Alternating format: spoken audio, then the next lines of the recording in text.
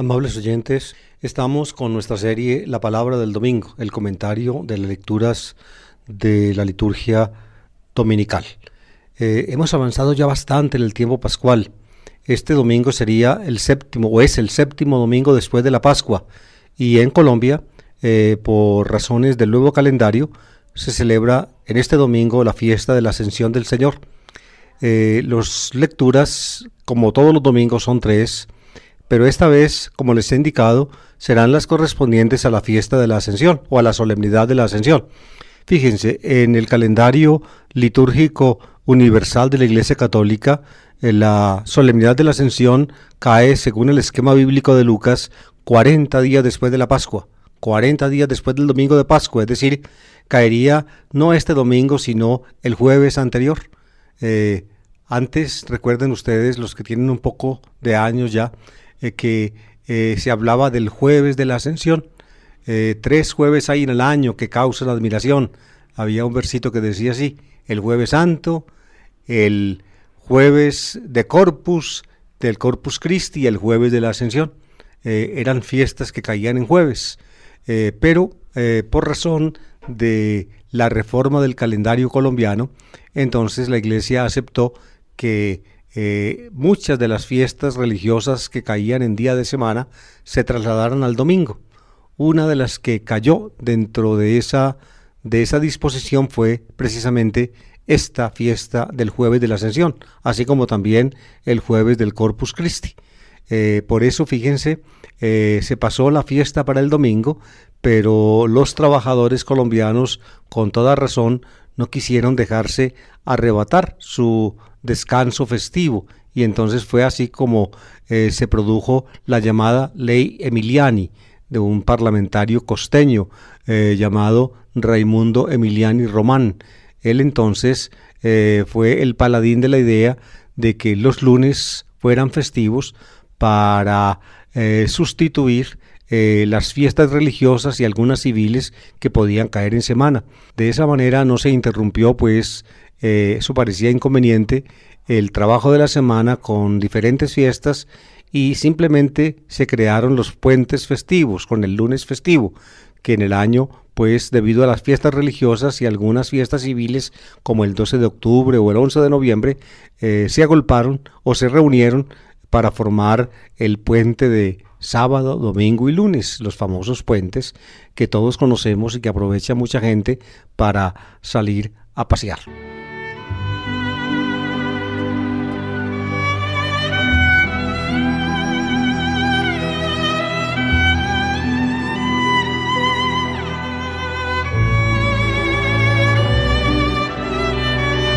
Este domingo pues tenemos la solemnidad de la Ascensión del Señor, que debió caer, y en algunas partes se hace todavía, el jueves anterior. Por ejemplo, en Italia.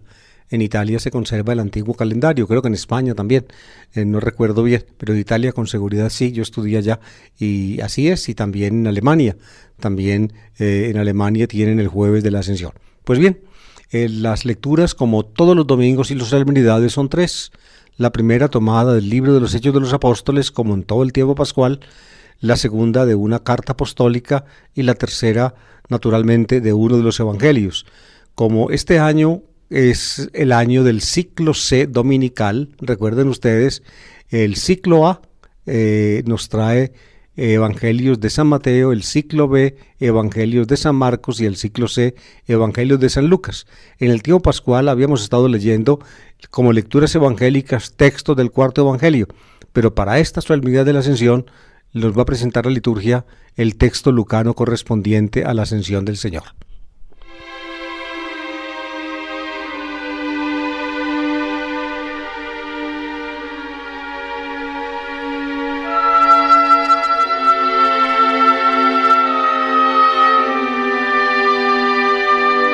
La lectura del libro de los Hechos es precisamente el comienzo de la obra, capítulo 1, versículos 1 a 11.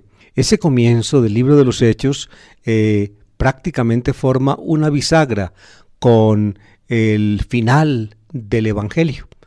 Ustedes saben, el Evangelio según Lucas y el libro de los Hechos es obra de un mismo autor. la tradición cristiana antigua. Ustedes lo han escuchado seguramente si siguen mis programas del comentario del Evangelio de Lucas.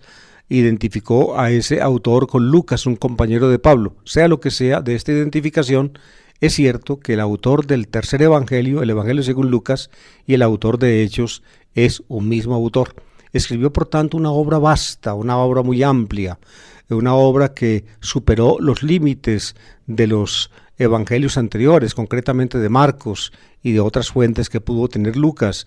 Aún más superó la envergadura del Evangelio de Mateo y también del Evangelio de Juan, aunque este autor no conoció ni al de Mateo ni al de Juan, pero ciertamente sí conoció a Marcos. El autor quiso, pues, diría yo, sacar, o mejor dicho, extender el designio divino, o mostrar cómo el designio divino se extiende desde su comienzo en el Antiguo Testamento como promesa a través de toda la vida terrena de Jesús, que es el centro del tiempo, y luego se extiende en la vida de la Iglesia guiada por el Espíritu Santo hasta el final de los tiempos.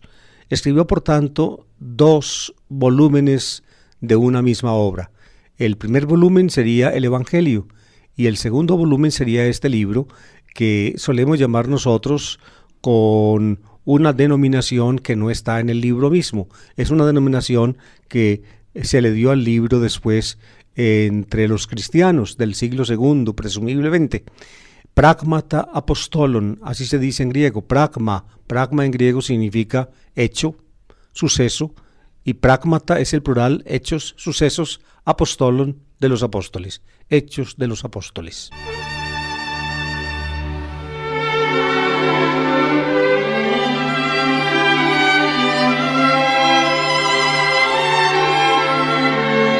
Fíjense pues lo que dice el autor al comienzo del libro de los Hechos, capítulo 1, versículos 1 a 11. En mi primer libro, querido Teófilo, escribí de todo lo que Jesús fue haciendo y enseñando, hasta el día en que dio instrucciones a los apóstoles que había escogido, movido por el Espíritu Santo, y ascendió al cielo. Se les presentó después de su pasión, dándoles numerosas pruebas de que estaba vivo, y apareciéndoseles durante 40 días, les habló del reino de Dios. Una vez que comían juntos, les recomendó: no os alejéis de Jerusalén, aguardad que se cumpla la promesa de mi Padre, de la que yo os he hablado. Juan bautizó con agua, dentro de pocos días vosotros seréis bautizados con Espíritu Santo. Ellos lo rodearon preguntándole: Señor, ¿es ahora cuando vas a restaurar el reino de Israel? Jesús contestó: no os toca a vosotros conocer los tiempos y las fechas que el Padre ha establecido con su autoridad. Cuando el Espíritu Santo descienda sobre vosotros, recibiréis fuerza para ser mis testigos en Jerusalén y en toda Judea, en Samaria y hasta los confines del mundo. Dicho esto, lo vieron levantarse hasta que una nube se lo quitó de la vista. Mientras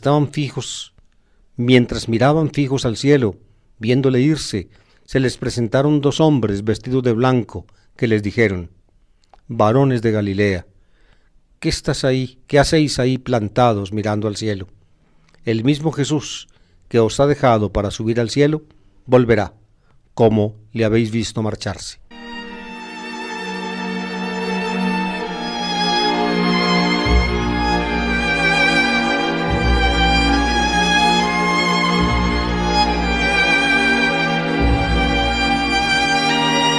Los que están siguiendo mi curso sobre el Evangelio de Lucas podrán recordar que Lucas comienza su Evangelio con un proemio, 4 versículos en que explica qué había antes de que él escribiera su obra, cómo él utilizó pues esas fuentes y cómo dedicó pues o con qué finalidad redactó su obra para dedicársela a un tal Teófilo.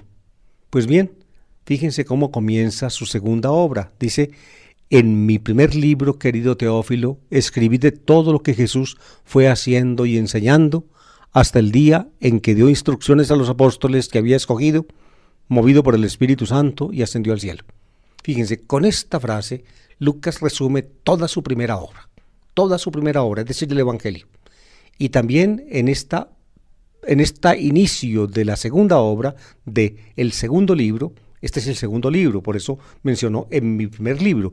El primer libro es el Evangelio, este ya es el segundo.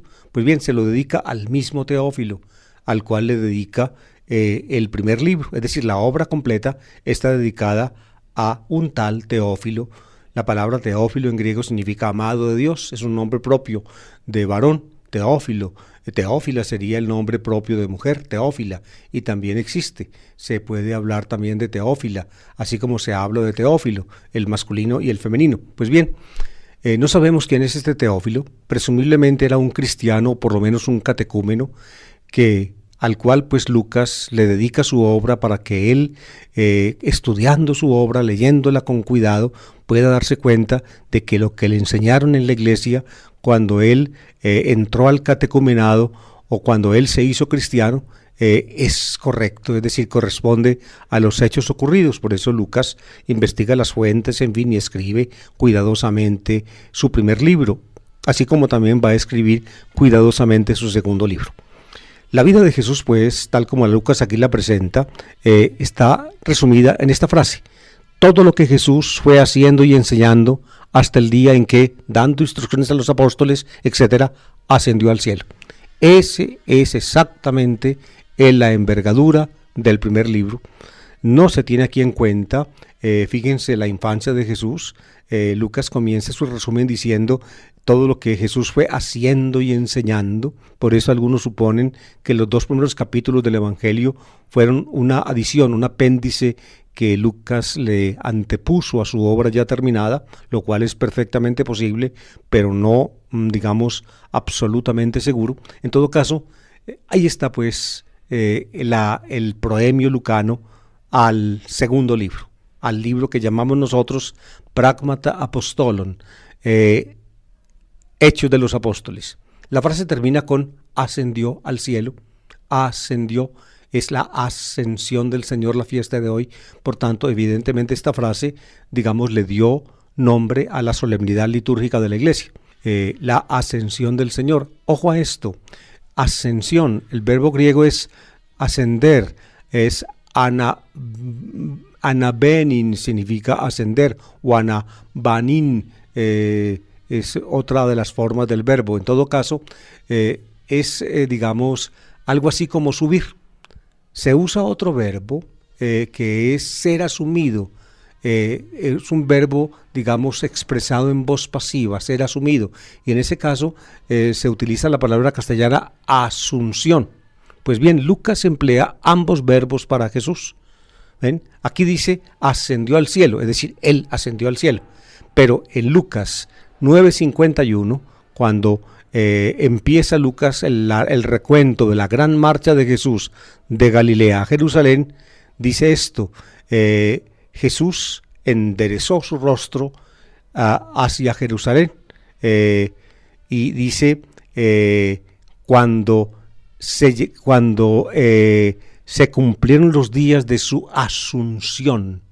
Ahí emplea la palabra asunción, de modo que para Lucas ascensión y asunción son sinónimas. Cuando se dice ascensión, digamos, se expresa la acción de Jesús, y cuando se dice asunción, se expresa una acción de Dios cuyo objeto es Jesús.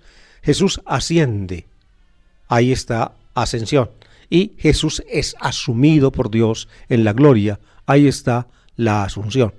En la terminología católica tradicional, fíjense, solemos emplear ascensión para Jesús, así como lo hace Lucas acá, y asunción para la Virgen María. La asunción de la Virgen María. De la Virgen María no se dice que ascendió al cielo, sino que fue asumida, asunta, asumida por Dios. De ella no se dice ascensión. De Jesús puede decirse ascensión por el carácter propio de Jesús como Hijo de Dios.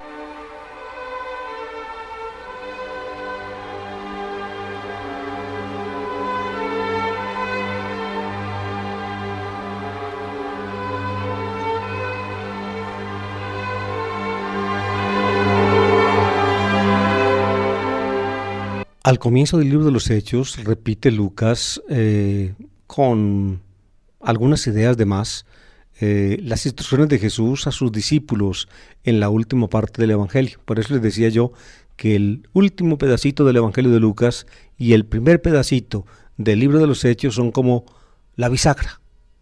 La primera parte de la bisagra es la conclusión del Evangelio y la segunda parte de la bisagra es el comienzo del libro de los Hechos. Por eso aquí repite Lucas, ampliándolas un poco, las instrucciones de Jesús a sus discípulos antes de ascender al cielo. Dice, digamos, y aquí viene, digamos, el esquema temporal que la iglesia usa. Dice que Jesús estuvo apareciéndoseles después de su resurrección durante 40 días. 40 días. El esquema de los 40 días, digamos, es lucano. En ningún otro evangelio se habla de apariciones en el espacio de 40 días. Pablo menciona las apariciones. También el Evangelio de Marcos las conoce, Mateo también, el Evangelio de Juan también, todo el cristianismo primitivo las conoce, pero solamente Lucas emplea, digamos, el espacio de tiempo de 40 días para las apariciones. Lucas dice pues que se les apareció durante 40 días y les dijo, permanezcan en Jerusalén otros días más, hasta que se revistan o sean revestidos del poder, de la fuerza de lo alto, es decir, del Espíritu Santo. Cuando se cumple el día de Pentecostés, viene el Espíritu Santo sobre ellos. Ustedes ven pues cuál es el esquema lucano. De la resurrección a la ascensión, 40 días, y de la ascensión a Pentecostés se cumplen 50, es decir, otros 10 días más, 50. Ustedes encuentran eso exactamente en la disposición litúrgica tradicional de la Iglesia. Si ustedes cuentan en un almanaque, partiendo del día de Pascua, de ese domingo, cuentan 40 días, llegan a la solemnidad de la Ascensión cuando se celebraba el jueves.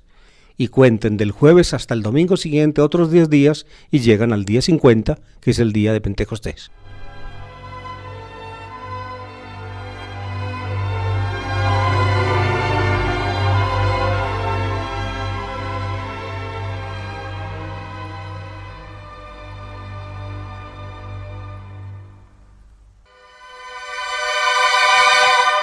Al final del texto que escuchamos hoy, este domingo, de los Hechos de los Apóstoles, explica Lucas, digamos, la escena de la ascensión, la presenta. Antes había dicho que ascendió al cielo simplemente. Aquí, digámoslo así, va a darle forma escénica a esa ascensión. Es decir, la va a pintar, como hace un pintor con pinceles y pinturas. Va a pintar Lucas la ascensión. Escuchen la descripción. Dice, dicho esto, lo vieron levantarse hasta que una nube se lo quitó de la vista. Mientras miraban fijos al cielo, viéndole irse, se les presentaron dos hombres vestidos de blanco que les dijeron, etcétera, etcétera. Fue pues ascendiendo, lo vieron levantarse. La descripción, queridos oyentes, es simbólica. Es decir, se refleja o se escribe como una escena, una convicción profunda de la fe cristiana que confiesa que Jesús resucitado fue exaltado por Dios. Les voy a explicar. Fíjense, en el cristianismo antes de Lucas, como uno por ejemplo lo ve antes de Lucas en Pablo, ¿ven? El cristianismo antes de Lucas utilizó, diría yo, dos expresiones, digamos, coherentes para la glorificación de Jesús, es decir, para el hecho de Jesús después de la muerte. La primera expresión, la que más conocemos nosotros, es resurrección. Esa expresión resurrección se dice en griego con dos verbos, el verbo despertar y el verbo levantarse. El cristianismo primitivo usó los dos verbos en esta forma. Jesús fue despertado por Dios y levantado por Dios, o Jesús fue despertado por Dios y se levantó. Ahí está una expresión básica de la fe cristiana. La encuentra uno desde los comienzos de la iglesia. Pero hubo otra expresión. Este ser despertado Jesús por Dios y este levantarse Jesús de la muerte, queridos oyentes, no fue para regresar a esta condición humana en que vivimos todos. No fue simplemente un regreso a la vida terrena, sino fue, diría yo, un ser asumido en la gloria de Dios que le compete como hijo, ser exaltado a la derecha de Dios. Esta es la exaltación de Jesús. Por tanto, fíjense, resurrección de Jesús y exaltación de Jesús son, diría yo, las dos caras coherentes del mismo misterio. Con la resurrección y con la exaltación se nos dice pues que Jesús fue despertado por Dios de la muerte, se levantó entonces y Dios entonces lo levantó, lo exaltó, lo glorificó. Pues bien, la ascensión de Jesús que cuenta Lucas acá es una expresión simbólica de lo que entraña la exaltación. Jesús resucitado y exaltado no es, digámoslo así, Jesús vuelto o regresado a esta vida.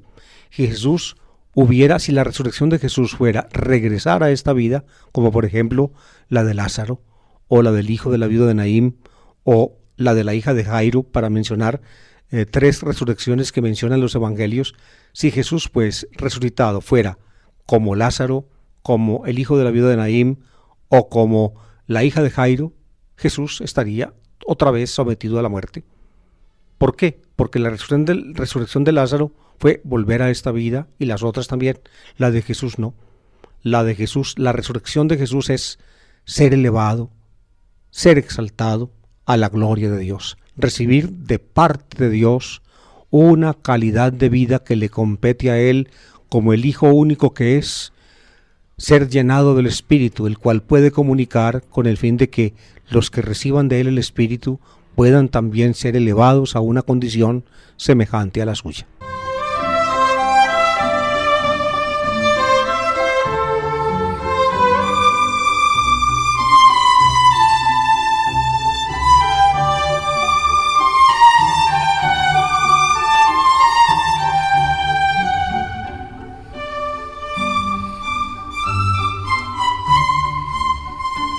Para que esto se entienda en la forma como les acabo de explicar, Lucas entonces, crea una imagen simbólica y uno de los símbolos que utiliza, hace pensar a alguien que conoce la Biblia, lo hace pensar, en la dirección en que yo les acabo de explicar. Fíjense cómo escribe Lucas. Dicho esto, lo vieron levantarse hasta que una nube se lo quitó de la vista. Aparentemente, queridos oyentes, uno está, diría yo, viendo algo así como el despegue de un avión o de un cohete. Despega el avión, va subiendo y de pronto se mete en una nube y ya uno no lo mira más. Hacen, hacen partir un cohete, prenden los motores y inmediatamente el cohete coge rumbo al espacio y se pierde de vista cuando las nubes lo tapan. Aproximadamente esta sería, una representación moderna de la escena que cuenta Lucas. Pero cuando uno se va a la Biblia, desde el Antiguo Testamento, desde los sucesos del Sinaí, aún a través del Evangelio mismo, uno se da cuenta de lo que significa la nube. La nube es un símbolo de la presencia de Dios, de la realidad de Dios. ¿Por qué utilizan la nube como símbolo? Porque fíjense, no tanto ya para el hombre moderno que tiene aviones y cohetes y que sabe que la nube es simplemente agua en vapor de agua, que finalmente cuando se dan las condiciones de temperatura y de presión adecuadas, entonces se licúa y va cayendo en forma de lluvia, y cuando las condiciones son un poco más severas o más severas, entonces no cae en forma de lluvia líquida, sino en forma de granizo, es decir, hielo, en forma sólida. Eso lo sabemos nosotros los modernos, los antiguos no lo sabían. Para los antiguos, fíjense, la nube es algo siempre que está arriba, inalcanzable, en alguna forma inalcanzable. Por más que uno levante las manos para apoderarse de una nube, uno nunca logra apoderarse de ella. Por eso la nube insinúa en la Biblia la presencia de Dios. Cuenta la Biblia que cuando Israel salió de Egipto, Dios, el Señor, estaba con él. En la noche, una nube una nube lo seguía, y por la tarde, en el día, una nube en el firmamento simbolizaba la presencia de Dios, y por la noche la nube se tornaba una columna de fuego, es decir, se hacía luminosa. Por eso los que conocen la Biblia, los que son capaces de valorar a partir de la Biblia el lenguaje simbólico, entienden lo que quiso decir el autor Lucas con esta escena. ¿Ven? La nube se lo quita de la vista, es decir, Jesús entra en la dimensión de Dios. En la dimensión de Dios. También en la Biblia, fíjense, por ejemplo, en el relato del bautismo de Jesús, ustedes lo encuentran en Lucas capítulo 3, o lo encuentran en Marcos en el capítulo 1, o en Mateo también en el capítulo 3, o la escena de la transfiguración que ustedes encuentran en Lucas en el capítulo 9, o en Marcos también en el capítulo 9, en fin, fíjense, es Dios mismo el que desciende a la tierra, y cómo se insinúa el descenso de Dios a la tierra. Se insinúa en la presencia de la nube. De la nube, dice los evangelios, salió una voz que decía: este es mi Hijo el amado, escuchadlo. Así se dice en la escena de la transfiguración. La nube, por tanto, simboliza a Dios presente, al Dios elevado, al Dios trascendente. Jesús fue durante un tiempo con sus discípulos, fue una realidad constatable en esta vida terrena. Cuando resucita o cuando Dios lo llama de la muerte a la vida, Dios entonces luego lo exalta a su derecha, ¿ve?, como Hijo de Dios que es, y la escena de la nube que lo priva o que lo tapa de la vista de los discípulos insinúa la presencia de Dios o la dimensión divina en la cual entra Jesús. Según Lucas, en el texto que estamos leyendo, esto ocurre 40 días después de la resurrección. Lo mismo lo presenta el Evangelio de Juan el mismo día de Pascua. Si ustedes leen Juan capítulo 20, se habla de la ascensión del Señor inmediatamente después de la Pascua. Con esto, en el Evangelio de Juan se juntan resurrección y ascensión en una forma mucho más estrecha, sin la separación de 40 días, como lo hace el Evangelio de Lucas y el libro de los Hechos de los Apóstoles. Según el Evangelio de Juan, esa misma tarde del domingo de Pascua, cuando los discípulos estaban reunidos en una casa con las puertas cerradas por miedo a los judíos, se aparece a Jesús, ese Jesús, y se les da a conocer. Ya Él puede pasar por entre las paredes, entra con las puertas cerradas. Por eso les entrega ya, como exaltado que es el Espíritu Santo, les sopla sobre ellos y los llena con el mismo aliento vital que lo anima a Él. Más adelantito, o un poco antes, en la aparición a María Magdalena, esta prácticamente quiere asirse a los pies del Señor, no dejarlo ir. Y Jesús le dice estas palabras: haciendo a mi Padre y vuestro Padre, a mi Dios y a vuestro Dios. Es decir, resurrección y ascensión son las dos caras de una misma moneda. Con resurrección se indica el punto de partida.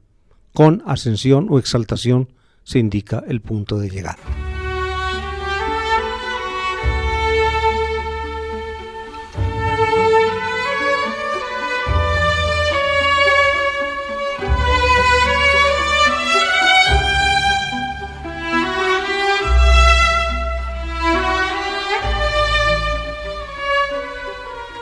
En la parte final del pedacito del libro de los Hechos que toca leer este domingo, aparecen pues los discípulos de Jesús que lo ven ascender hasta que la nube lo quita de la vista de ellos.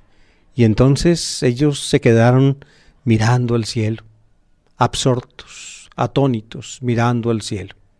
Tienen que ser en alguna forma sacados de ese ensimismamiento, de ese arrobamiento en el cual están y vueltos a la realidad. ¿Quiénes hacen eso? El texto dice: se les presentaron 2 hombres vestidos de blanco, que les dijeron: varones de Galilea, ¿qué hacéis ahí plantados mirando al cielo? Fíjense, varones de Galilea son los discípulos de Jesús, y estos 2 hombres que se les presentaron en ese momento, ustedes los pueden encontrar en el Evangelio de Lucas otras veces también.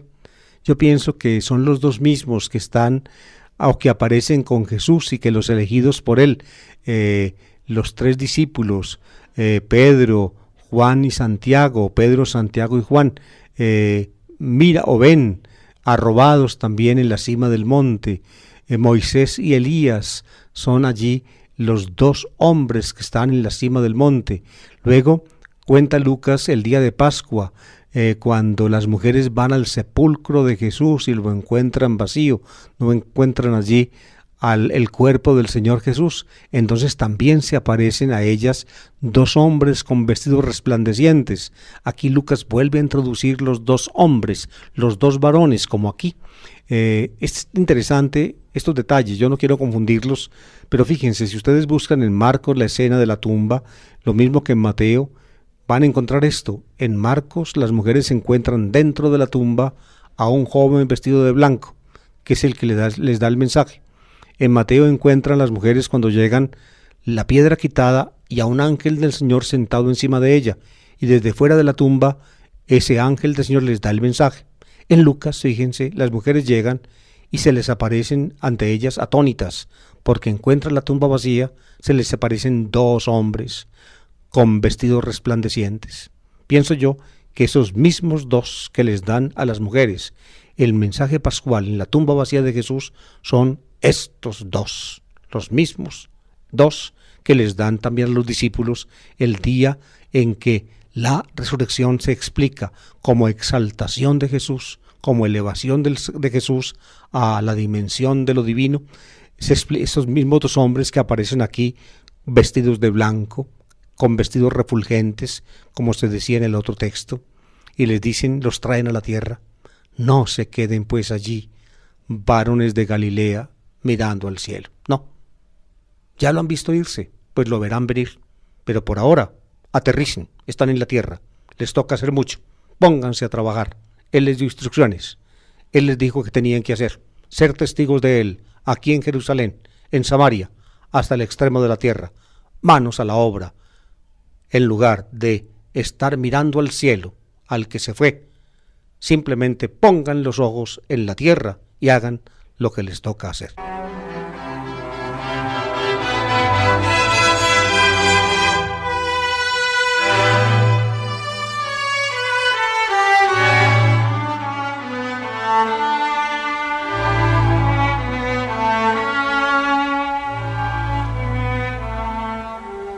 La segunda lectura de este domingo, la solemnidad de la Ascensión, está tomada de una carta apostólica, en este caso de la carta del apóstol San Pablo a los Efesios. Ya en otra ocasión, en alguno de los domingos anteriores en que he explicado los textos, les hablé de la carta a los Efesios. Fíjense, esta carta que lleva pues en el Nuevo Testamento el nombre de Pablo en la introducción, en lo que llaman el prescripto, es decir, la fórmula introductoria, Pablo, apóstol, tal a tal, así es la forma introductoria de las cartas, eso era del estilo de las cartas de ese tiempo, Pablo a fulano o a tales. Pues bien, esta carta a los Efesios forma con la carta a los Colosenses, digamos, un grupito especial. Hoy en día la mayor parte de los exegetas, de los eruditos, están convencidos de que la carta a los Colosenses y a los Efesios no vienen directamente de la mano de Pablo, es decir, no fue Pablo el que las escribió o el que las dictó directamente, sino que algún compañero o al compañero de Pablo muy cercanos a él se propusieron poco después de la partida de Pablo del Asia Menor, en fin, ahondar la enseñanza del apóstol e iluminar las antiguas iglesias apostólicas fundadas por Pablo, iluminarlas con una doctrina, diría yo, o con una enseñanza que, hacía avanzar el pensamiento del apóstol. Las dos cartas son muy cercanas, la carta a los Colosenses y a los Efesios. Su origen es sin duda el Asia Menor, es decir, las iglesias donde Pablo actuó por lo menos 3 años, según sabemos. Él llegó a Éfeso y desde Éfeso evangelizó toda la región, no solamente por su trabajo personal, sino también ayudado por algunos otros que él fue ganando para el Evangelio. Pues bien, del círculo de los ayudantes de Pablo procede el autor o los autores de estas dos cartas, la carta a los Colosenses y la carta a los Efesios, que son dos cartas muy parecidas. Debieron surgir aproximadamente en la década de los años 60 o 70, poco tiempo después de la muerte del apóstol. El partida del apóstol del Asia Menor con dirección a Grecia y después a Roma. Pues bien, la lectura está tomada de la carta a los Efesios del capítulo 1, versículos 17 a 23.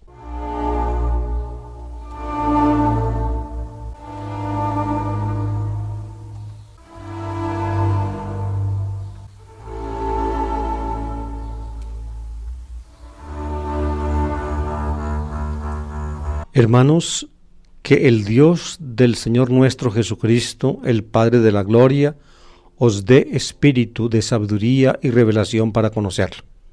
Ilumine los ojos de vuestro corazón para que comprendáis cuál es la esperanza a la que os llama, cuál la riqueza de gloria que da en herencia a los santos, y cuál la extraordinaria grandeza de su poder para nosotros, los que creemos según la eficacia de su fuerza poderosa, que desplegó en Cristo, resucitándolo de entre los muertos y sentándolo a su derecha en el cielo, por encima de todo principado, potestad, fuerza y dominación, y por encima de todo nombre conocido, no solo en este mundo, sino en el futuro. Y todo lo puso bajo sus pies, y lo dio a la iglesia como cabeza sobre todo. Ella es su cuerpo, plenitud del que lo acaba todo en todos.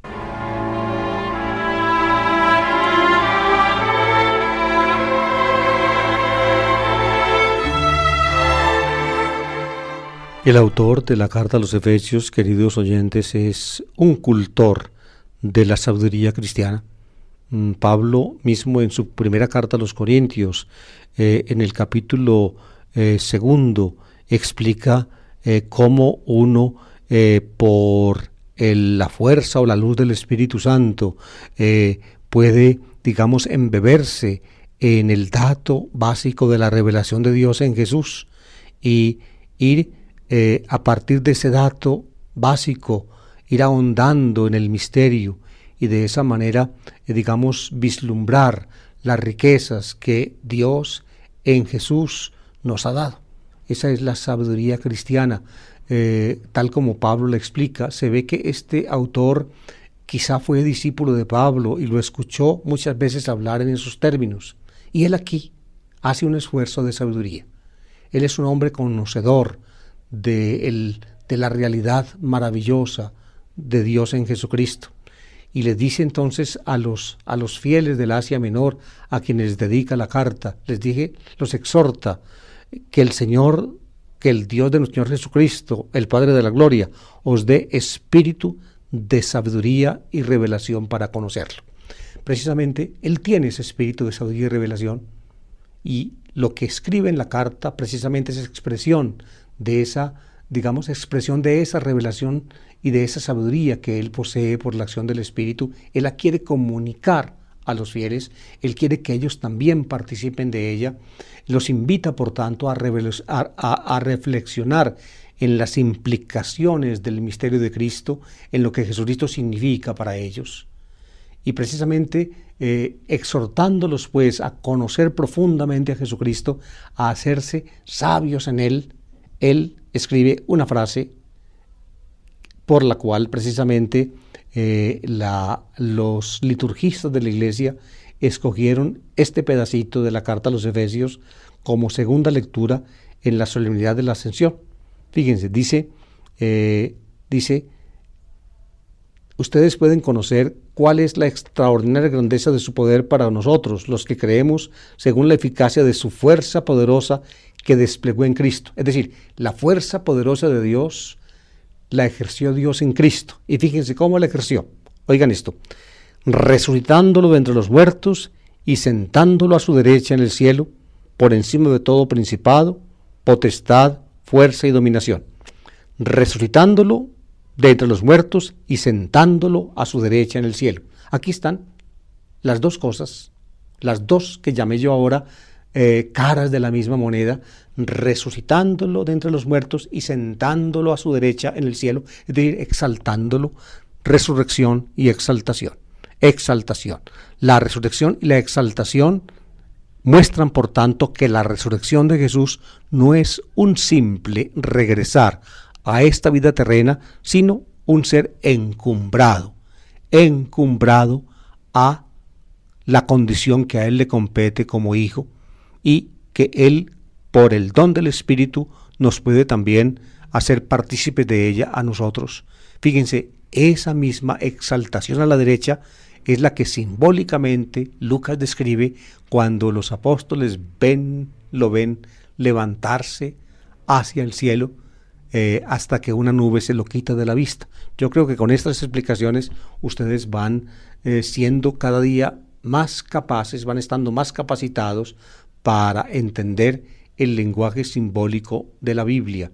Aquí pues está la expresión de este autor, digamos, de cuño paulino, de mente paulina, en que habla del poder con que Dios actúa en Cristo, resucitándolo de entre los muertos y sentándolo a su derecha en el cielo. Fíjense, queridos oyentes, que estas frases del cristianismo naciente en estos escritos luego pasan al credo de la fe, tal como lo confesamos. Recuerden el credo de los domingos, que resucitó al tercer día según las Escrituras, que subió al cielo y que está sentado a la derecha del Padre. Fíjense, allí se ponen, digamos, 3 etapas. Lo resucitó, subió al cielo y está sentado. Fíjense, aquí básicamente se habla de 2 etapas. Lo resucitó y lo sentó. Es decir, entre resurrección y entronización en el cielo, la ascensión se supone, porque la ascensión no es otra cosa, no consiste en otra cosa que en la descripción simbólica de lo que implica estas expresiones de la fe. Termina el pedacito de la carta a los Efesios con el fundamento de la eclesiología, es decir, ¿qué es la iglesia? Jesucristo, pues, que murió, que fue resucitado y que está sentado a la derecha del Padre, Dios le da todo poder y toda gloria y lo da a la iglesia como cabeza. Este es un aporte del autor de la carta a los Efesios a la eclesiología básica paulina del cuerpo de Cristo. Si ustedes leen en la carta a los Corintios primera y en la carta a los Romanos la teología propia paulina del cuerpo de Cristo, ustedes encuentran esto. La iglesia es el cuerpo que es Cristo. Ustedes acá en estas 2 cartas, Colosenses y Efesios, ustedes van a encontrar ya esto. La iglesia es el cuerpo de Cristo y Cristo es para la iglesia, que es su cuerpo, la cabeza. En la carta a los Corintios y en la carta a los Romanos todavía no se encuentra la idea de que Cristo es cabeza de la iglesia, solamente en Colosenses y en Efesios.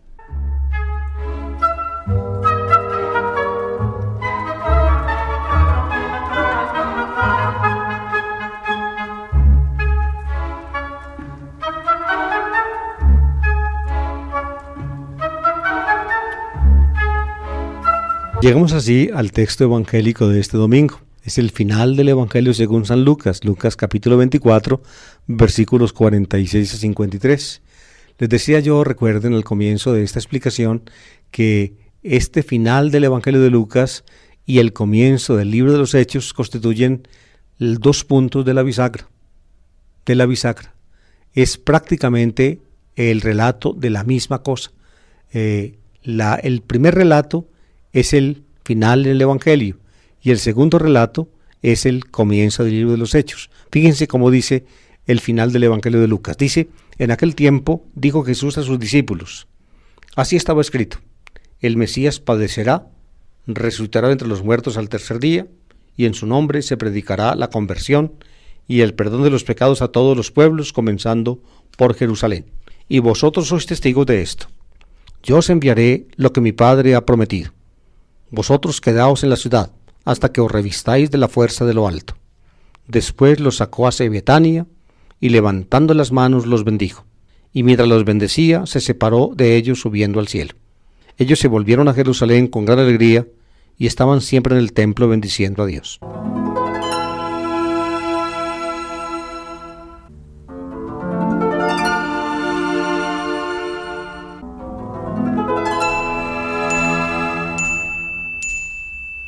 Fíjense pues cómo el hecho de que Jesús aquí en el Evangelio los nombre testigos de todo aquello que Él mismo les ha dicho y les da a conocer,